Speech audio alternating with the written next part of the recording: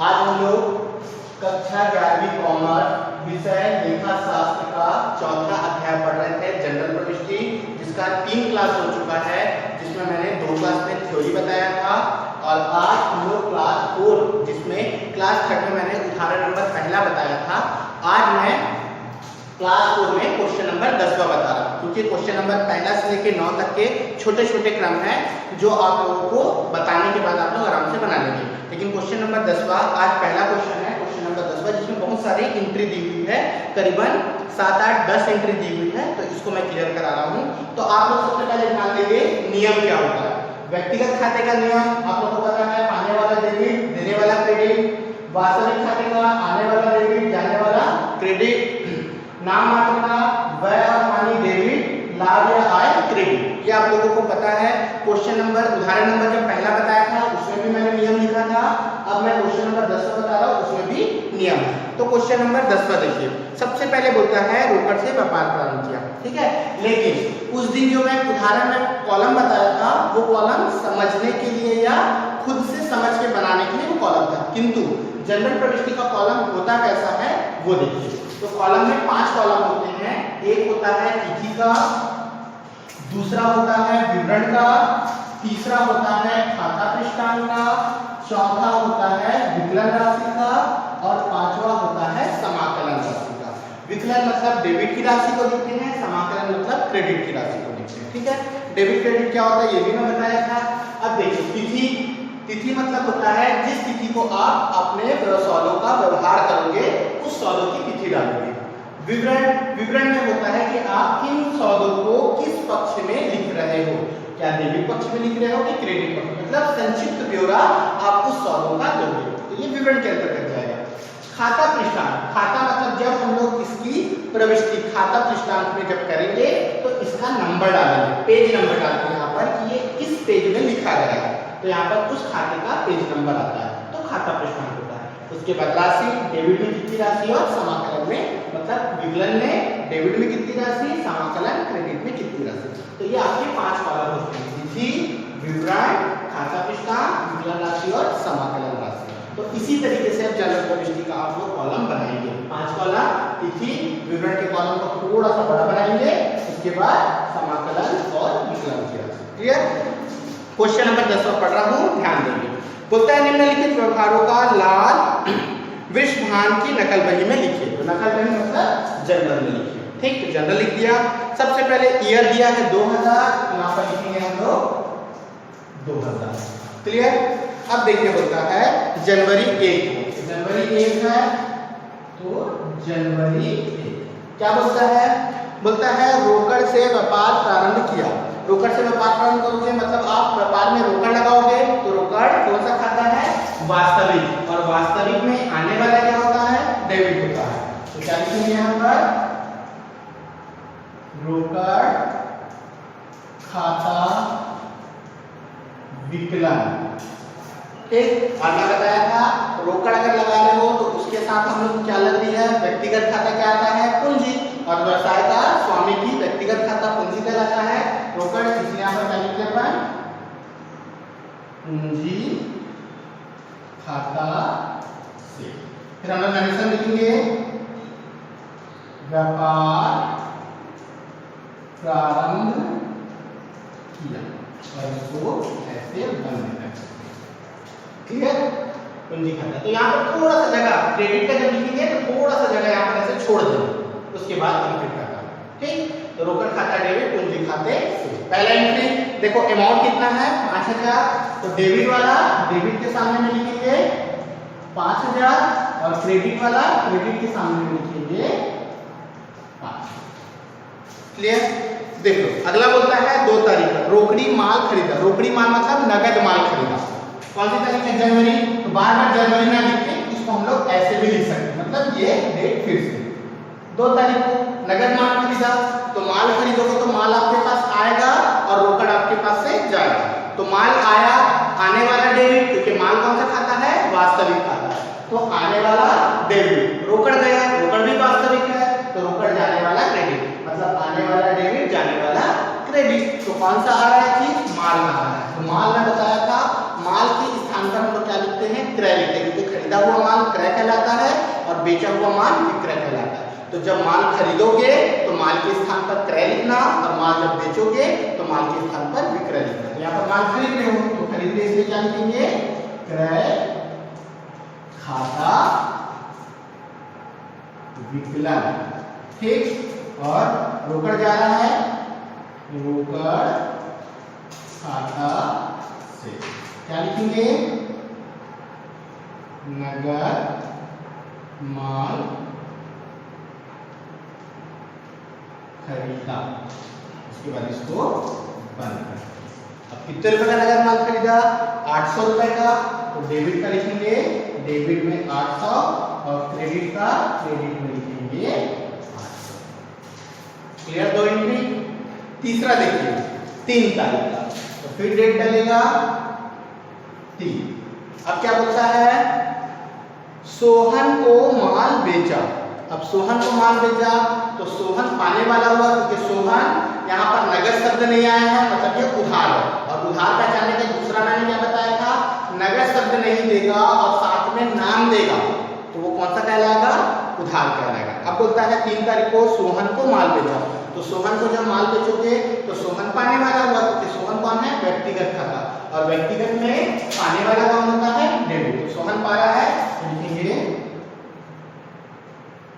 सोहन का खाता विकलन। अब माल बेचे हो तो माल आपके पास से गया, माल गया मतलब माल कौन सा खाता है? वास्तविक खाता, और वास्तविक में जाने वाला क्या होता है? क्रेडिट। इसलिए माल खाता क्या होगा? क्रेडिट। पर मैं अभी बताया माल को बेचते हैं तो माल को बेचने के स्थान पर क्या लिखते हैं? माल के स्थान पर विक्रय लिखते हैं। तो सोहन खाता डेबिट, विक्रय खाता से लिखेंगे सोहन को माल बेचा। इसके बाद इसको बंद। कितने रुपए का माल बेचा है सोहन को? तो देखिए सोहन को 300 रुपए का माल बेचा है, यहाँ पर लिखेंगे। क्लियर? उसके बाद देखिए अगला बोलता है रमेश से माल खरीदा। अब माल खरीद रहे हो, कौन सी तारीख का है? 8 तारीख का। डेट डलेगा 8। अब रमेश से माल खरीद रहे हो तो माल आ रहा है, आने वाला क्या हुआ? डेबिट। तो माल के स्थान पर क्या लिखेंगे? क्रय। तो क्या हो गया यहाँ पर? क्रय खाता विकलन। क्लियर? अब देखो रमेश से खरीदा, तो रमेश से खरीदा तो नगद शब्द आया है क्या? नहीं। और नाम भी दिया है, नाम दिया मतलब ये कौन सी एंट्री हो जाएगी? उधार एंट्री हो जाएगी। अर्थात रोकड़ के जगह में हम लोग क्या लिखेंगे? नाम को लिखेंगे। तो अब देखो नाम रमेश है, तो अब बताओ रमेश किसके अंतर्गत जाएगा? व्यक्तिगत खाते के अंतर्गत जाएगा। तो व्यक्तिगत खाते में रमेश पाने वाला है कि देने वाला है? क्योंकि माल खरीदोगे, आप खरीद रहे हो मतलब अगला व्यक्ति क्या कर रहा होगा? माल दे रहा होगा। माल दे रहा होगा, अगला व्यक्ति क्या कर रहा होगा? माल आपको दे रहा होगा। तो रमेश यहाँ पर कौन हो गया? देने वाला होगा। तो एंट्री क्या होता है? देने वाले को क्रेडिट। इसलिए यहाँ पर क्या लिखेंगे? रमेश खाता से। क्योंकि याद रखना कभी भी हम लोग डेबिट को तो विकलन लिखते हैं, किंतु क्रेडिट वाले को से दर्शाते हैं। क्रेडिट बोल के नहीं लिखते, से दर्शाते हैं। जैसे यहाँ पर पूंजी खाता से लिखे, यहाँ पर रोकड़ खाता से लिखे, यहाँ पर विक्रय खाता से लिखे। अब क्या लिखे? रमेश खाता। क्लियर? लिखेंगे यहाँ पर रमेश से माल खरीदा। क्लियर? कितने रुपए का माल खरीदा है? तो माल है आपका 500 रुपए का, यहाँ पर डाल दिए 500। 4 यूनिट बताया, चारों यूनिट क्लियर है। जो आप लोगों को उदाहरण में बताया था सेम वही है, केवल लिखने का तरीका अलग है। अब देखिए अगला आता है 15 तारीख का। सोहन से रोकड़ी मिला। अब 15 तारीख, अब सोहन से रोकड़ी मिला। रोकड़ी मिला मतलब पैसा मिला। ठीक है? तो ये तो था 8 तारीख का, अब 15 तारीख का यहाँ पे लिखा। ठीक है? इसको मैं मिटा दूं, यहाँ तक ठीक है। उसके बाद यहाँ से मिटा दूं।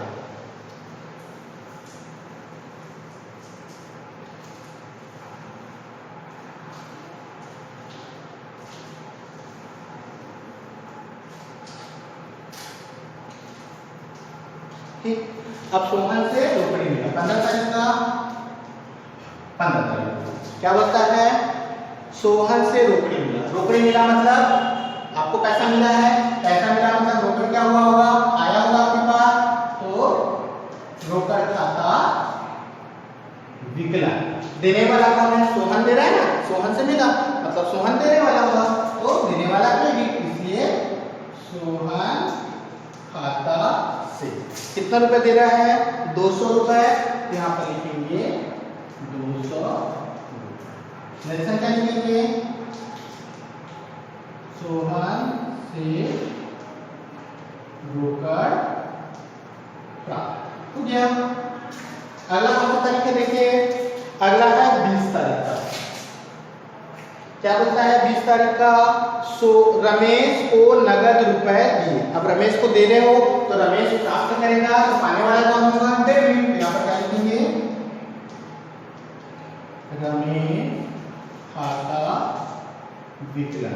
आपके पास से क्या जा रहा है, क्या दे रहे हो, रोकड़ ही दे रहे हो, तो रोकड़ कौन सा खाता होगा, वास्तविक, और वास्तविक में जाने वाला क्या होता है, क्रेडिट, इसलिए रोकड़ खाता से कितना रुपए दे रहे हो, 500 रुपए। ठीक, यहाँ पे लिख दोगे रमेश को दिया, हो गया। उसके बाद देखो अगला बोलता है मजदूरी दी। मजदूरी दोगे तो मजदूरी आपके लिए हानि है, क्योंकि आपके पास से पैसा जा रहा है, किस रूप में जा रहा है, मजदूरी के लिए। मजदूरी कौन सा खाता है, नाम मात्र। क्लियर, मजदूरी कौन सा खाता है, नाम मात्र। तो नाम मात्र में हानि या व्यय, हानि या व्यय क्या कहलाता है, डेबिट। तो मजदूरी आपके लिए क्या कहलाता है, हानि करा रहा है, इसलिए हानि आपका क्या कहलाएगा, डेबिट। इसलिए यहाँ पे लिखेंगे मजदूरी खाता विकलन। अब आपका मजदूरी के कारण आपके पास से क्या जा रहा है, पैसा जा रहा है, मतलब रोकड़ जा रहा है। रोकड़ कौन सा खाता है आपका, वास्तविक खाता, और वास्तविक में जाने वाला क्या होता है, क्रेडिट होता है, इसलिए यहाँ पर क्या लिखेंगे, रोकड़ खाता से। कितना रुपए मजदूरी दिए हो, 50 रुपए। नरेशन लिख लोगे, मजदूरी दी। ठीक, उसके बाद उसी तरह बोलता है माल बेचा। माल बेचा तो आपका क्या है, माल है और एक रोकड़ है। माल बेचोगे तो माल जाएगा, रोकड़ आपके पास आएगा।